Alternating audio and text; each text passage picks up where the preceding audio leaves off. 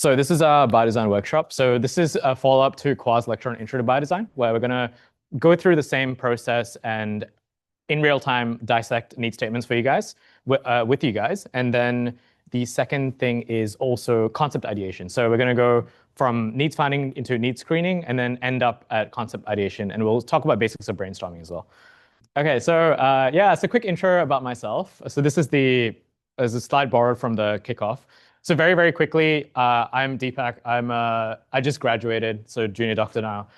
Did my honors year at the Center for Eye Research Australia in medical AI around aging and age prediction from retinal images. Self-taught computer science, did a bunch of courses like Fast AI. Joined the Carl Lab, hoping to work on translational work, research, and also startups. And recently, I've spent a few months at Stanford in their summer session studying machine learning and tech entrepreneurship. A couple of projects I'm involved in right now is one on psychiatry care delivery, education AI, and I do a bunch of media stuff as well at the Carl Lab. Hey guys, my name's Nethum. I'll also be helping running today's session. So like Deepak, I just finished my final year of medicine as well. I did a BMed side as well last year at a cardiovascular engineering lab for those of you in Melbourne at the Victorian Heart Hospital, where I worked on a project producing a model of the aorta. So I'm really interested in hardware, in 3D printing, CAD, and other forms of manufacturing. And since last year, yeah, this year I've been working on a few projects with the lab, and I also took some time to go over to Stanford and do some courses on electronics and energy. Cool. So let's do a really quick recap on Biodesign. So effectively, this is the 6-step method, and it goes all the way from identifying an unmet clinical need to identifying and brainstorming concepts, as well as the tick marks that you really need to hit properly to deploy appropriately, like things like regulation and commercialization strategy. And this is the double diamond that we discussed in the Intro to Biodesign as well. So effectively, there's a sort of a explosion of problems that you're thinking about in the problem ideation phase, and then you refine it down through a screening process to one specific need statement. And from that one specific need statement, there's again an explosion of solutions that you're thinking about, which you then categorize systematically, go through several other criteria to narrow down what your actual solution looks like. For today, we're going to mostly focus on the first half of the double diamond. So we're just going to talk about the end, which is the need screening, because given the constraints of this competition, I think that's one skill that we can hopefully get really good at. An unmet clinical need, very, very simply, it's a problem that exists in the clinical setting or in healthcare that is not met. But the most difficult part about this, in my opinion, is the unmet part, because a lot of the problems that we see are actually met suboptimally, right? Like I think someone said human beings are crafty beings. Like even if they have a problem, they will find some suboptimal means to solve it. So what that means is when you try and dig up unmet clinical needs, you'll end up with a lot of red herrings that people think are actually the true unmet need, but you need to dig around and really play detective to find the actual unmet clinical need. This is basically the anatomy of a need statement. So problem, population, outcome, and payer. The reason why we split it into population and payer is because in healthcare, it's very disparate in that the payer is often not the population. More specifically, the problem is the thing that it pertains to the population. So for instance, it's the user, like often the subgroup of patients, often providers of healthcare or healthcare systems themselves. But the outcome and the payer are typically things like government, Medicare, insurance companies, is the entity with a very clear incentive to pay for the solution. I think, yeah, for those who were listening to the last talk, it was very clear in that NICU example that the outcome and payer is different to the actual clinical problem being solved. And very, very importantly, the outcome is the thing that we want to make it a quantifiable and obvious metric from the payer's perspective, not necessarily from the problem's perspective or the population's perspective. And this is the way that we write it. So it's a way to do something about the problem for a population that the problem occurs to in order to appease the payer, basically, or to incentivize the payer to help solve the problem for you or with you. And here's an example. So to improve mobility for stroke patients, But from the perspective of the neurology department, is to reduce the cost of rehab. What that looks like can be even narrowed down further of reducing the staffing necessary or reducing the length of stay, for instance. But you end up with a very key target KPI that the department is actually measuring. And we'll talk about that in a bit more depth. Yeah, so it is deceptively difficult. The main point from this slide is mostly that don't get too attached to any unmet need or solution. In the most classic sense, we are all trained to think from a solutions perspective. And that's also the way we've sort of organized this competition, right? Because we're like, oh, it's a medical AI competition. But in reality, most needs in the world don't need medical AI, don't need AI. And most needs are fully identified and approached from a solutions perspective. So it's very, very important that you go through a cognitively separate process for this. I'm only going to look for needs. I'm just going to brainstorm needs. I'm not going to get too attached to needs. And then once you do the narrowing down process, a very conscious effort to only look at solutions from that point on.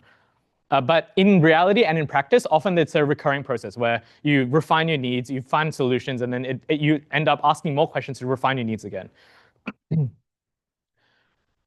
Let's talk a little bit about the problem. So the problem is from the user's perspective, like we just mentioned. It's often the person with direct exposure to the problem and the one with the power to fix the problem themselves. Again, this is variable, so it's usually the doctor or the nurse, but it can also, in some instances, be the patients. Like for instance, when we saw the stroke patients. But in the case of even the stroke patient, if we think about that need statement of reducing the improving efficiency of rehab, you might consider that the actual difficulties in treating rehab could be the, let's say, back pain in the physiotherapist. That's a very subtle problem that you don't really think about unless you really dig into it and find the person who is able to actually fix the problem. There are a lot of strategies which we'll go through very shortly, things like problem scoping, journey scoping, and user scoping. And scoping is often the most useful tool to expand your pool of need statements and then narrow down again. So scoping looks a little bit like this. This is, again, a recap from this slide. So for instance, if we were to think about reducing falls from poor vision, a sub-branch of that would be reducing falls from cataracts, which is a cause of poor vision. A parallel problem, the root problem would be to reduce falls altogether. And a parallel problem could be something like reducing falls from another, like etiology. And this is a general purpose method to like, I guess, guide your process of expanding your problem space. Journey scoping is rather the process of sort of mind mapping or mapping a flowchart out of the actual encounters that the patient has in the journey of like their disease. So for instance, this is a specific part that you can intervene, which is between a visual issue worsening and the patient falling, or you could even intervene at a stage before that or even after that. So another way to identify different and to scope out the problem itself is to think about from the perspective of the patient what exactly they're experiencing. User scoping is similar, but it's sort of closer to a stakeholder analysis where you're thinking about who else is involved in this patient's care, whether it's even like family or carers, or it's the different staff involved, like allied health staff. There's a lot of different players here who have, like Louisa mentioned in the talk earlier, a lot of vested interests and competing agendas. And at the end of the day, if you want to fit it into a healthcare system, you really need to think about everyone. For the population itself, it can equally be scoped and in the same way, in the sense that you could think about a lot of different criteria for the actual population, whether that's like the age or population subgroup. And the general approach that we want is your need statement must be very well understood and rationalized. So what this means is, typically speaking, a small population is usually better because that allows you to be very confident that you deeply understand the need, and then any solution that comes out, you deeply know that you're very, very confident that it's very high likelihood to succeed. It's like the same approach to de-risking a venture or a new startup, where you want to narrow down on a beachhead market and then later on start up yourself to expand to an adjacent market. Population scoping is done in the same sort of tree method. So you can just think about it as, here's your initial population, what's your broad base, what's a subgroup, and then what's a parallel group. And here's an example about elderly adults. So this is elderly adults, and then dementia is the next one, and then Alzheimer's is the next one. And in an adjacent sense, what are other issues that affect elderly adults? I think this is actually really important. And if you guys were listening to Alicia's talk and like her perspectives from a geriatrics point of view, there's a lot of nuance when it comes to different subgroups in populations that's best gleaned from talking to people who work like regularly and very frequently with that population. So as for the payer, like we mentioned, it really depends on the setting of care of the problem. So for instance, it could be at the level of a clinic, it could be at the level of a clinician, it could be at a higher level of insurance or government, or even out of pocket from the patients themselves. But ultimately, it is often the longevity of a project is dependent on how well you can get this right. And generally speaking, you need a lot of buy-in from these people very early on to start testing and doing proof of concepts and whatnot as well. And the outcome, again, is very tied to the payer. Now, the most important words I want you to take away from this is that, yeah, well, it's bolded. So it's quantifiable and compelling, right? So quantifiable means that when you go into a meeting with someone where you're trying to convince them that your thing does aligns with their interests, it's very useful to point to something that they deeply care about, it's highly visible and widely accepted, and something that you can give a number behind, that they clearly see the return on investment. And often the best method is to obviously just ask the payer what they care about.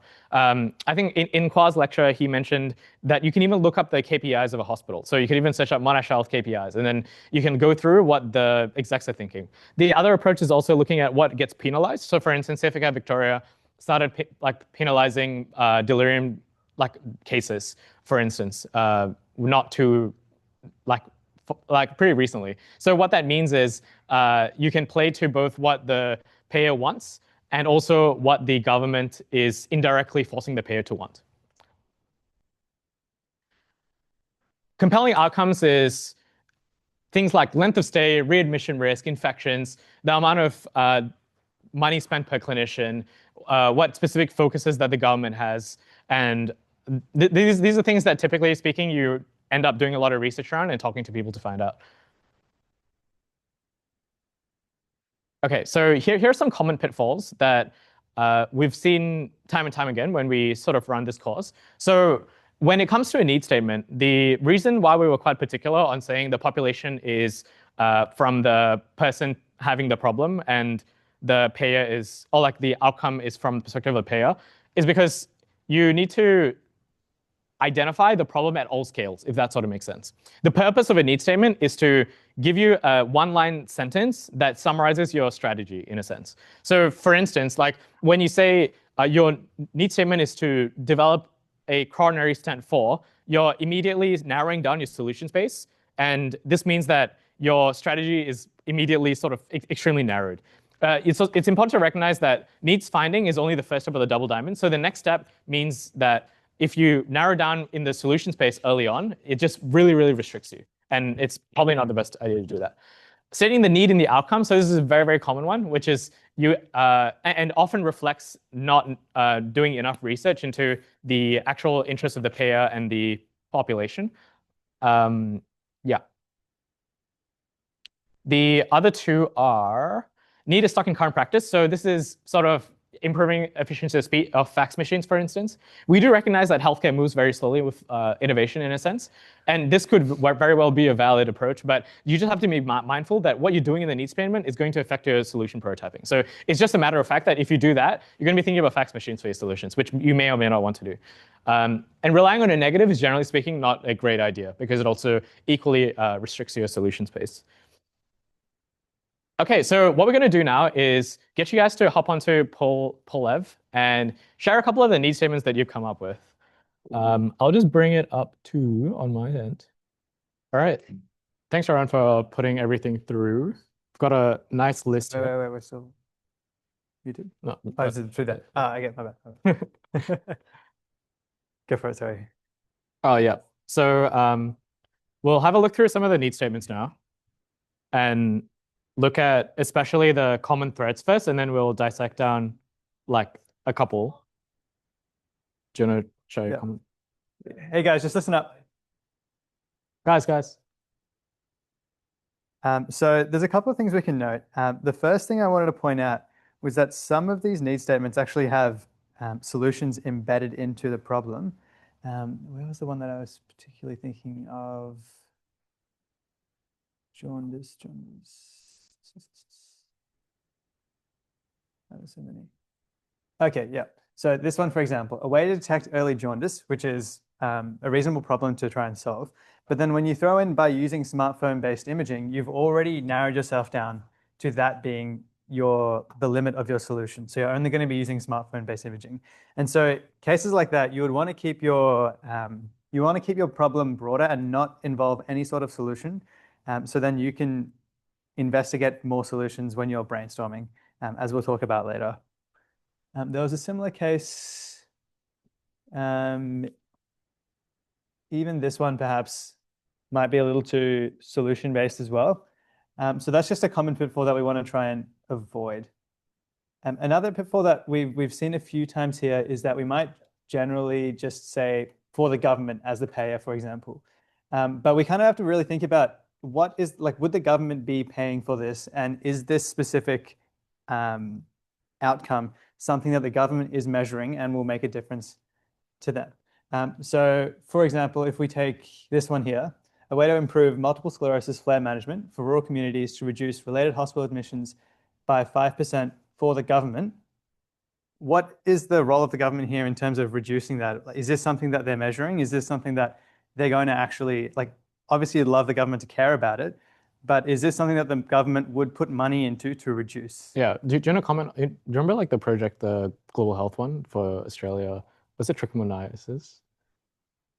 The eye Oh, the project? eye one. Yeah. So that's a good example of like a project that the government has put an emphasis in. So in Australia, we have trachoma, which is a eye disease that disproportionately affects rural Australians and Indigenous Australians especially.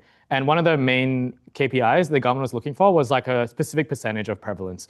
And interestingly, you can see like its prevalence dropping all the way until I think it was like 5% or something, or even lower. But once that threshold was hit, it was never eliminated after that, purely because the government is not caring for that to be a metric, right? But they could totally say they want it to be eliminated, and it would get eliminated because all of a sudden you have a lot of people realize, oh, our interests are aligned. I can convince the government to eliminate it. I can build a product that can help eliminate it, right? But if the government has a goal that is set to some amount, like it won't change beyond that. So I guess the point I was trying to make is like just be mindful of make sure that the targets that a body has, like the government, aligns with exactly what you want to do, and make sure that, for instance, in MS, they're really specifically targeting and measuring readmission rate. Okay. There was also, oh yeah, go. Oh no, I was just gonna kind of choose one to dissect. Yeah, I mean, no, I wanted to dissect the delirium one just because. Oh yeah. So a way to measure acute cognitive changes of elderly hospital patients to reduce rates of delirium by X% for the hospital. Who was the one? Like, yeah, it was yours. I knew it. I mean, we can just have like a back and forth in terms of to help dissect it. So my first question is sort of. So, for instance, that there's a clear outcome here, right? So the delirium is measured, and hospitals do get penalized for it.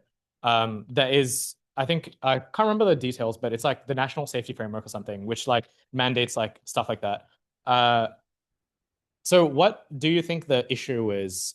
Is it like, how do you think hospitals would react to like a measurement tool for delirium? Yeah, I'm Farhan, by the way, for those who are online. And yeah, I came up with this particular need statement. What was the question? Oh, how would hospitals react? Oh yeah, so like let's say like the problem here. Let's do like some problems scoping perhaps in like the journey of the patient with this. Yeah. So so the full context, like I spent a long time trying to figure out how to predict delirium, like measure delirium, which is why like. Sorry if I'm triggering any. No, oh no, you are. No, but like no, I just wanted to share like some stuff that we've learned, right? So for instance, in this case, when you're measuring like something like delirium, can you sort of help me dissect how does the problem here relate to the outcome that you've placed? Yeah, I think in my mind, what I was thinking, I guess I had sort of two different chains of thought with regards to this. And I guess the first one was that the longer elderly patients are staying in hospital, the more prone they are to developing delirium, and therefore the longer their stay becomes. And so one thought was I sort of approached it from that kind of bed block perspective, where if you have people that are just getting delirium and are being forced to stay in hospital, which is an environment that's already very conducive to delirium, it sort of creates that a vicious cycle where they just can't get out. So that was one thought. Wait, sorry. Yeah, I really like that. Yeah, so, just on that. Yeah. What was so I've noticed you talking about a slightly different outcome. So if you do some outcome scoping, so like slightly different. yeah. What outcome is that? So maybe that's more length of stay. Yeah, great. Probably. Yeah. No, that's Yeah. so like what that means is like yeah. So sorry, like continue. No, that's all right. Yeah. No. The other thing I was thinking is like you can there's different, I guess, manifestations of delirium. The classic kind of hyperactive delirium, which is, people get manic and start having hallucinations, and I think that's more easily detectable. But one thought I had was, and I've seen this I remember seeing this in the hospital on my first day of stroke placement, actually, which is a lady who had hypoactive delirium, and it just made me think, oh, that's pretty hard to detect, because I'll admit, when I walked past her bed, I was like, oh, she's probably sleeping. Yeah. And so that was one thought as well, where that's sort of one that goes under the radar, and could also contribute to an increased length of stay. Perfect. Yeah. I wasn't quite sure, how to approach. I realized there are different ways to approach the problem, and I kind of just didn't really get to flesh those out. But I just kind of those are the things I was thinking when I typed that in. No, like this is really good. It sounds to me like you put a lot of thought into it, right? In terms of thinking about clinical observations, and this is exactly what we want you to do. This is prepared. That's the point. Like you guys are meant to prepare. Yeah. The main thing that I wanted to comment on is like, so if a hospital is being penalized for how much they detect delirium, you got to be careful that like the problem you're solving is to improve the detection rate of delirium, right? Yeah. And if the outcome that the payers want is to reduce delirium rate, what that means is the problem you need to solve is prediction, not detection. Because if you are simply detecting more, then you end up with more delirium. More delirium. Like identified. So the rates go up. Exactly. I mean, the hospital will get penalized more. I see. The other approach is to change the outcome. So in this case, like if you change it to length of stay, for instance, then you're not even talking about delirium, but you may well be solving the delirium problem at the same time. So that is one comment. So just to clarify, so it's not that you're reducing the rate at which you detect it, but you're just reducing the impact that it has once you detect it. Well, from a payer's perspective, because if you go to them talking about delirium, you coming to them with a problem that you're putting on their plate. When you're saying, I want to detect delirium better.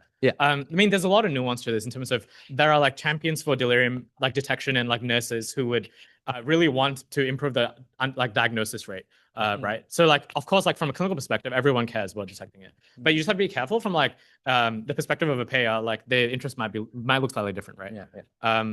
Yeah. That was one. Okay, should we do one more? Let's do one. Oh, okay. Yeah. How would you sort of scope it? So like we just talked about problem scoping, outcome, like basically a problem and outcome in this case. We can even talk about population here, but like, do you want to help me scope your problem? Yeah. So it could be a way to improve detection methods for delirium in elderly hospital patients to reduce the average length of stay by X% for the hospital. Nice. Something like that. So that's like scoping in that direction. Yeah. And then the other one was prediction. Yeah. Great. Yeah. Let's do one more. Then we'll. Prevention. Okay, nice. Perfect. Yeah.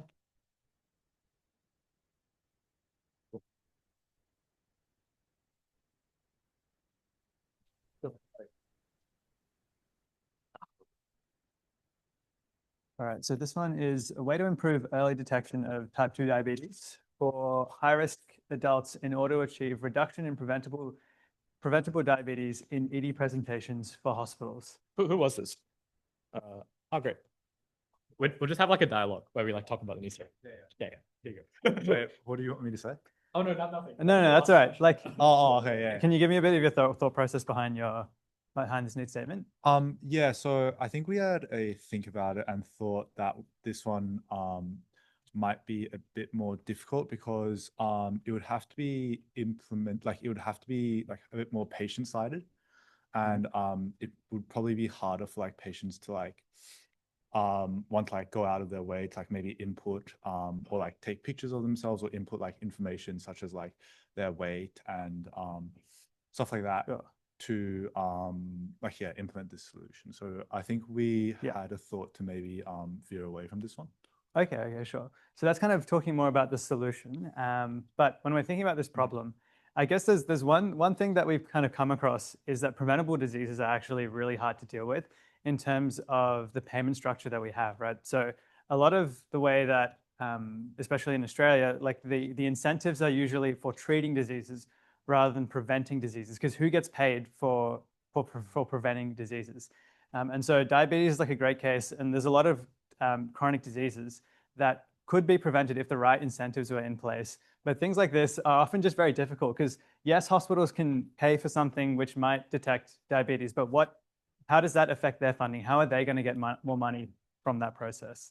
And so often like this kind of thing might even be something where the payer is actually the patient, because the patient is incentivized to not want to, develop diabetes, develop whatever chronic conditions it might be, like other chronic conditions or the complications of these chronic conditions. So they might be more incentivized rather than, for example, a hospital or a healthcare system to engage in prevention.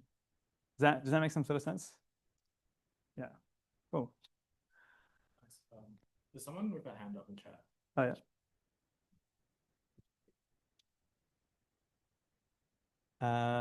Runit, would you like to speak?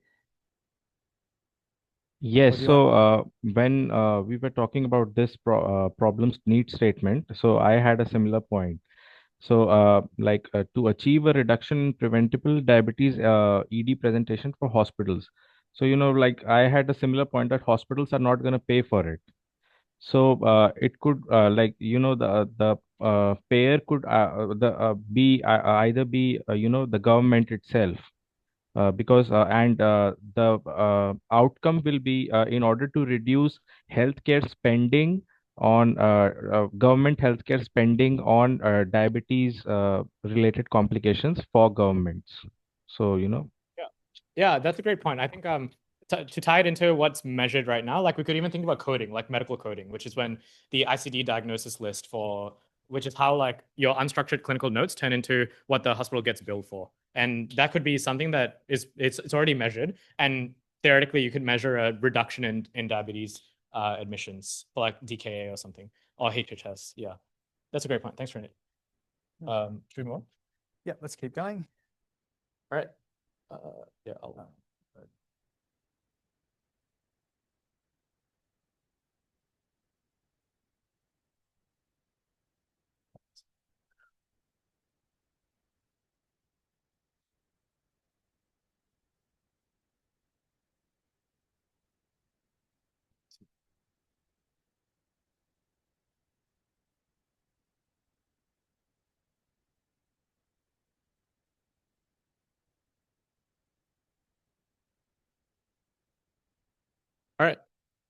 So moving on. So the main point of this slide is that I really want you guys to recognize that the actual currency of finding an unmet clinical need and the need statement that works is your unique insights. This is why, like, the last speaker, for instance, Louisa, ended up talking to a ton of clinicians and a ton of people. And that's when you realize that the corridor conversations are really the actual decision-making levers, right? So your unique insights in what problem space we're in is really the special sauce in like actually identifying and solving a problem. This is also why we really want to teach like biodesign to clinicians and also to like healthcare workers, because often we're the ones with the most insight into what actually happens in hospitals. And just to quickly clarify or recap, so needs finding has three main parts to it, right? So it's background research, observations, and validation interviews. As for the purpose of this competition, since it's very short, like we don't expect you to do observation or validation interviews, but it would be very, very good and really support the need that you end up coming up with to have all of the above. So background research is just what we would think research is. Like it's probably mostly done by a Gemini or like some deep research tool now.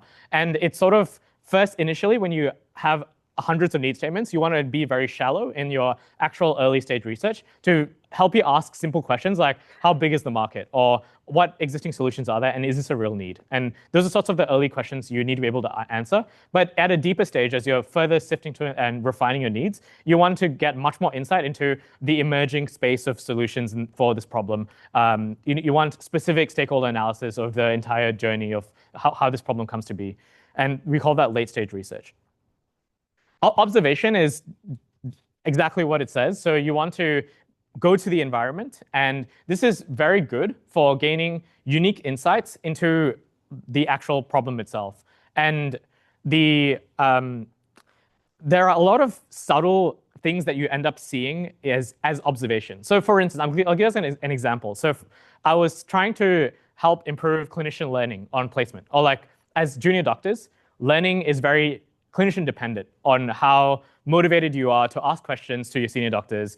And often that requires you to have a good relationship with your seniors, right? Like sometimes you feel like you don't want to ask questions because you feel like you look dumb. And if you're in a specialty, if you're in a rotation that you really care about the opinion of your seniors, you're not going to ask any questions. You're just going to like nod along and say like, yeah, I get what you mean, right? So like, for instance, I've seen time and time again, there's like a specific team where the juniors would just wave away any doubts they would have. But then just as they enter the resis or the residence room, they'd be like, oh my God, I don't know what just happened. Like, so that's an example of very like obvious observation, but there's recurring scenarios of doubt, for instance, or uncertainty or frustration that just goes over the heads of most people because you just see it as part of the job. But you can really narrow down and specify that to be an actual unmet clinical need because that's what it is. When you ask those people what the problem is, they would identify the problem as, I just need to study, or something of that sort, which means that even talking to them is not as valuable as observing the need happen in front of you, because it's often the third person perspective offers a very unique angle to the actual situation, right? Great. So the clues, so like clues are sort of like stress, inconvenience, decision-making being poor and higher risk decisions, dogma and how things are generally done, waste, inefficiency, and poor staffing and high costs and all of those sorts. That being said, interviews are very useful, and it's a very targeted way to explore your actual need and refine what your unique insights are. So you want to be very clear. Here are just some guidelines for interviewing. So for instance, there's this thing that a couple of my friends are working on, which is to improve sleep in hospitals. And one of our ideas is, well, like surely earplugs, which is a very, very cheap alternative, or like ability to shut down noise, like why isn't that regularly prescribed? And what is the actual problem here? And when we're talking to, for instance, a geriatrician, it was a very clear priority of mine to get a sense or a scale of what percentage of hospitals have earplugs installed. So for instance, when you're a consultant and you walk into a ward, how confident you are that you can just tell the nurse unit manager to hand out earplugs to this patient, right? And the second one was, if you can't do that, how confident are you in procuring it the next day? So those are my two priorities for the interview. And that was like a really productive interview because I learned a lot from it. So yeah, generally speaking, try and interview in pairs where there's someone who's taking notes, able to take a third person view. Seek a broad range of perspectives. So you really want the experts, but also the people on the ground who actually deal day to day with the reality of the problem.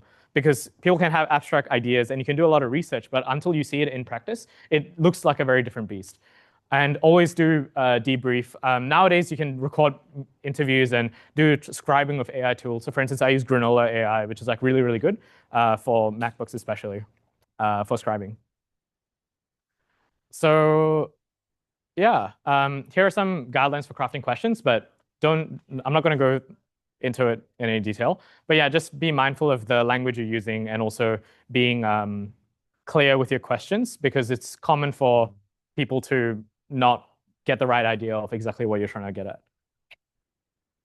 Yeah, Nethum, do you want to take them through brainstorming? Alrighty. So we've actually got an opportunity for you guys now to do some brainstorming based on what you've learned. So you guys already have some need statements. Now you have the opportunity to workshop those need statements. We'll put you into your teams. Now it's going to be tricky with Zoom and stuff, but we're going to basically try and put you into your teams, give you an opportunity to either workshop on your need statements, come up with new ones, and then after that, we'll put you in a group with another team so you guys can kind of discuss and go back and forth and have that collaboration with other teams as well. So we're going to be doing that on Zoom here, and you guys are already sitting in your teams, I presume, right? Yep. So you guys can just get started on that discussion, and we'll be floating around to see how you're going. Great.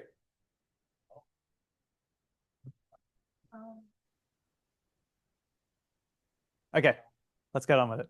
So need screening is kind of the process that you go through once you've done your needs finding and generated all these different need statements. And it's quite actually a rigorous process that you're going to be doing with some sort of system, right? So yes, there'll be a lot of intuition at the start with narrowing down, but we'll talk through how you can go through a kind of systematic way of narrowing down to identify which need you're actually the most interested in doing and is the most viable. So for early stage screening, this is kind of more based on vibes. So you're only setting a few criteria. So does it sound like a real need? Is there a decent sized market for it?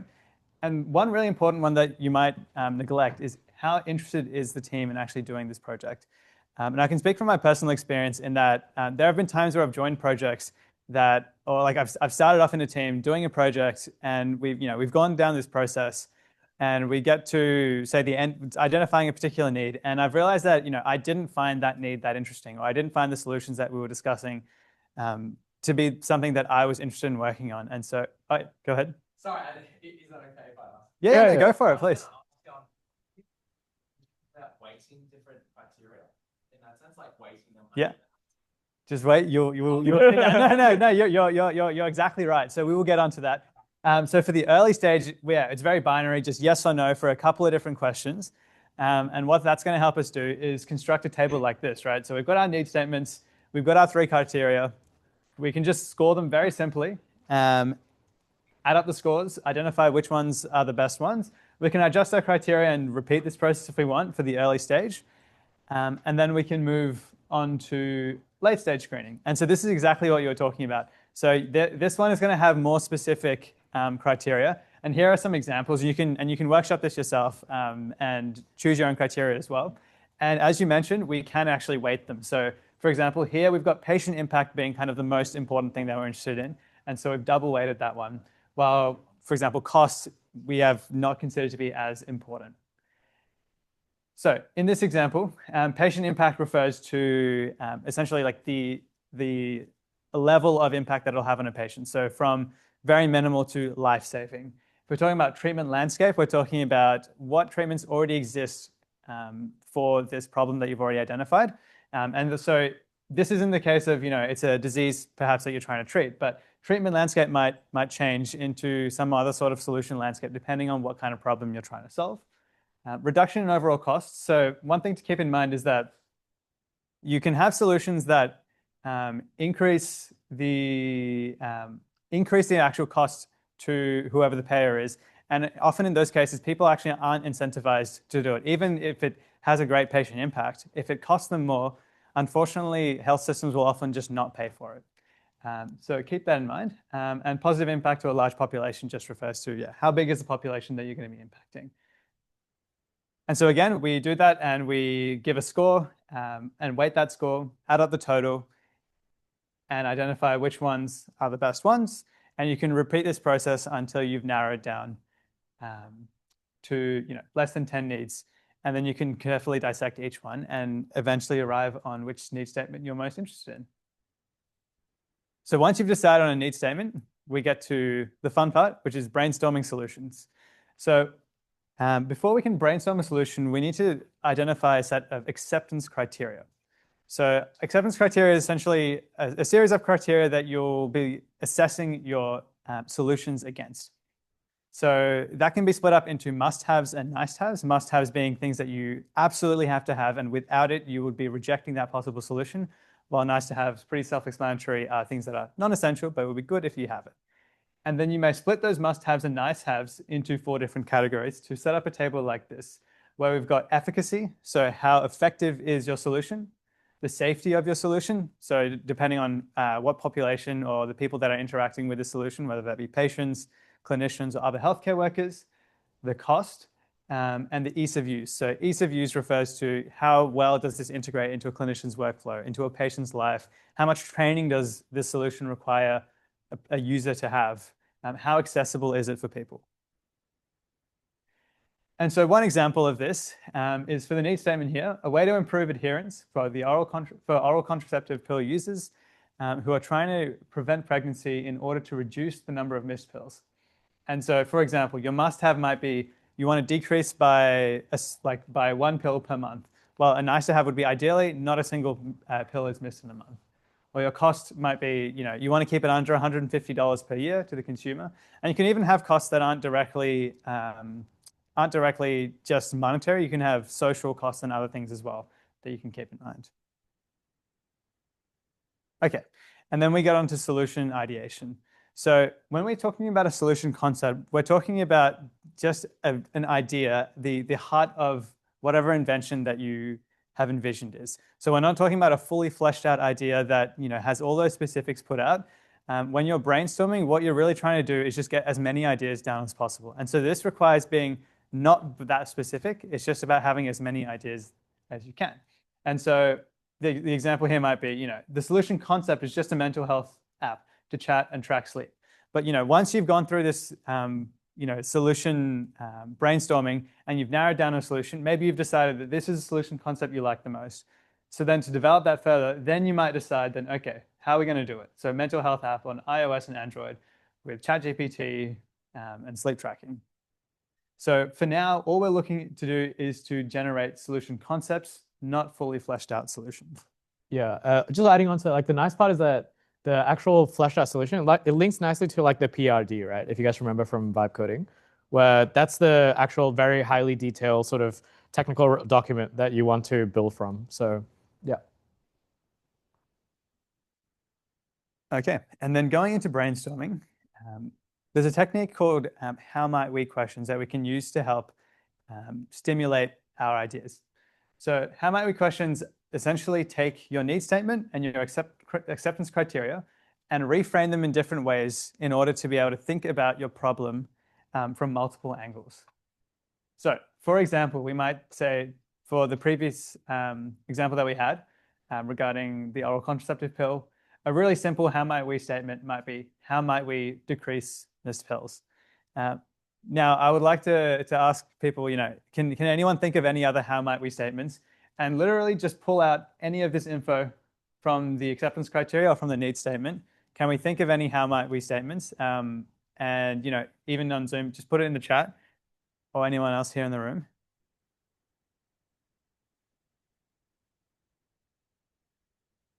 How might we make it cost affordable?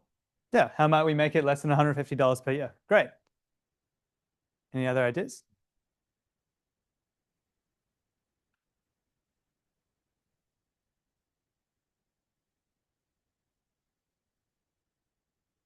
It's all right. So we've got a few different ideas here, and some of these are a little bit overlapping as well, and that's okay. But the idea is that generally we're just trying to get as many different questions as we can to stimulate our thoughts as we go into that brainstorming session. So then it's time for brainstorming. So a few things to keep in mind. The first thing is we want to defer judgment. So when we're brainstorming, we want to be able to be as unjudgmental as possible to allow us to really think outside the box. And that kind of relates to the second idea as well. And the reason that is if we can really, really think outside the box, think of all these crazy ideas, sometimes the actual idea that you're going to use might just be something adjacent to that. But if no one had ever thought of that crazy idea in the first place, you never would have gotten there. And so you want to be able to build out that network of ideas by just allowing yourself to be really free when you're building those ideas.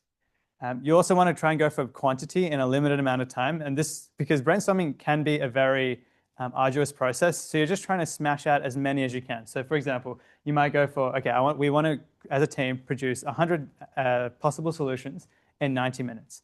And you just smash them out. And as we said, we're going for concepts, not for fully fleshed out solutions. Okay, so a note on the role of different people in this brainstorming group. So ideally, you do actually have one person who's a facilitator. So this person is independent. They don't actually take part in the suggestion of solutions. Their role is instead to be objective and to help with leading the discussion, stimulate ideas. They can help shift the focus to different parts of the conversation. They can keep time inscribed, but yeah, they're generally not involved in actually participating in the brainstorming itself. And it's great to have someone to be objective like that. On top of that, we want to have, the rest of the team is the participants. So you can also invite people from outside of your team. So sometimes it'll be really useful to have outside ideas that can kind of think of stuff beyond what you already know. Are there any examples of people that you would want to invite to a brainstorming session that you're going to have for your need statement?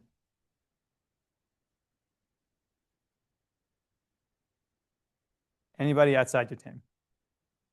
Anyone who hasn't spoken yet? No.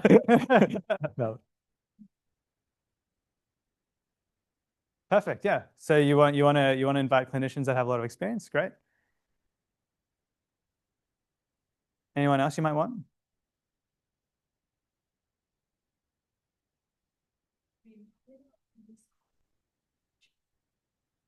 Yeah, just generally speaking, yeah. Future potential users. Oh, future potential users, are you saying? Yeah, for sure. And yeah, so to clarify, I don't mean necessarily for this competition. I just mean generally speaking, yeah. Who else would you want to be involved in discussions, brainstorming solutions? So potential users is great. So either the patients themselves, carers, etc. Maybe the clinicians that will be using whatever solution you're producing. What about, yeah, go ahead. Yep, exactly. Yeah, for sure. What about technical people? Do you want someone who can build your solution?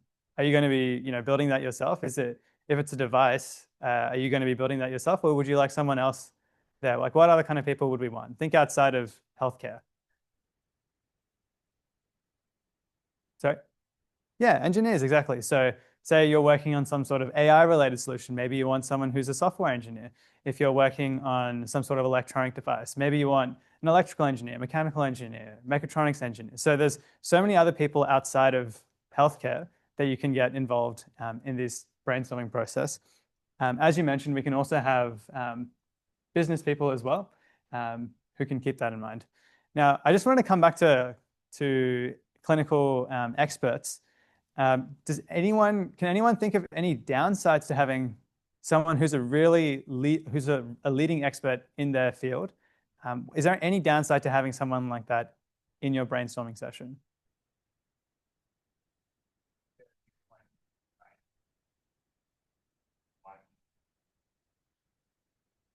I agree. Yeah, exactly. You were going to say something as well? Mm-hmm. Sure, yeah. So exactly. So one problem you can get with people who have really high expertise in one particular area is that they are very narrow. They may not be willing to think that far outside the box. And if you say like in your case, you're a team of students and you have one person who's the absolute expert in this field. How are you going to feel trying to come up with ideas with that person sitting there, right? So it might actually be ideal to have a top expert in your discussion.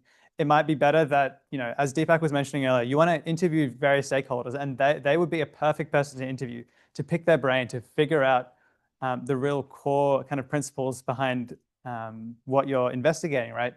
But maybe you don't want them in your brainstorming session because they may not actually allow you to be creative enough to come up with all these crazy ideas. It's just a thought, but sometimes it is great to have them in there too. All right. So once you've brainstormed and produced all these ideas, it's great to then cluster these into different categories, and that can be according to the anatomical location. How does it work? The different types of technical feasibilities. Is it software? Is it hardware? How does it affect different stakeholders? And then through that, you can create a mind map, which really visualizes all of your possible different solutions. And this can really help you then go into deciding what solution you want to actually go with. So once you've mapped that all out, you can see all of your different solutions, and then you can kind of decide which one suits your need statement, your acceptance criteria the best. You can even follow a similar kind of path to what we did before with needs screening, where we set up a set of criteria and we score accordingly. So we did have the acceptance criteria as well. You could choose to use those, or you can develop some other criteria as well and follow a very similar process to narrow down your solution to finally pick what solution you actually want to try and build. So once you've completed that, you're ready to actually make your solution. And the next step would be concept prototyping. But we'll leave that for another day. That's the end of today's session. Thank you, guys. Amazing. Thanks, everyone. So what we've got here is a QR code that leads to a, we've got the image here. So there's essentially like a Biodesign module that Cal, like the person who runs the Cal Lab, that he made a couple of years ago, I think, or it might have been last year for students and for clinicians to work through the biodesign process. So yeah, the Foundations of Medical Technology Innovation. So I really highly recommend going through that. A lot of the first few steps have been covered either by Quad, Deepak, or myself, and there'll be a bit more about concept prototyping as well further down in that. Does anyone have any questions before we finish up today? If someone's raised their hand in the Zoom Oh, chat, feel free to unmute and. Hi, I'm Isang-Han from Korea University, and I just wanted to ask if the boundaries of this competition could it be broadened to the aspect of medical education, like building an AI program for medical students to study? Yeah, for sure. So we're keeping the I guess constraints quite broad when it comes to healthcare. Medical education fits in. If anyone else has any questions for the if you're worried that your project is too broad, just give us a message or email us, and then we'll just get back to you. But yes, medical education is fine. Okay, thank you so much. Thanks. Okay, nice. How long do you recommend we spend? Need and going through that double diamond concept idea. How long is the whole? Is it 1 week that you have? Yeah, it's just that. It's I guess until next Friday. So the question for those online was, how long do you recommend, I guess, per stage of the biodesign process in the double diamond? There are a couple of ways to answer this question. I think the nature of like doing biodesign is that you can iterate forever if you want to, and you can always do more interviews. Obviously it is quite a constrained environment. I think what I hope you guys took away from vibe coding is that it's very, very quick to prototype. So like, don't get too bogged down in like needing to like allocating a few days to build something. You can even build something in a week, in like an evening, for instance. So I think spending I suppose like more time, like I'd say like 2/3 of your time on needs and then 1/3 of your time on solutions is probably a good idea. What we're looking for in a competition is mostly that what you've come up is very well thought out. And for instance, in the feasibility analysis, you show us exactly what you're thinking. In the next steps, for instance, if you say, I want to interview ABC, like that's sufficient. So it's mostly the thought process and the approach to this that's important. As an aside, like the benefit of going through a very rigorous needs finding process is that you end up finding a need that no one else knows about. And then you end up finding a solution that no one would ever think about, right? So if you guys ever like get to the point where you feel like you hit on something really productive, but maybe you're not ready for submission, that's also fine. Like that's still a win for the competition in a way. And like feel free to like, please let us know if that's the case. And then we can see how we can support you for bringing your project to life as well. Cool. Any other questions? If not, we will wrap up. All right, thanks. All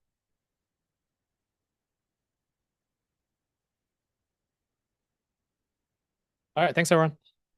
Please email me or Isabella at our emails that we've put up and on the Notion and stuff. So if you guys have any more questions, thanks. Have a great rest of your day.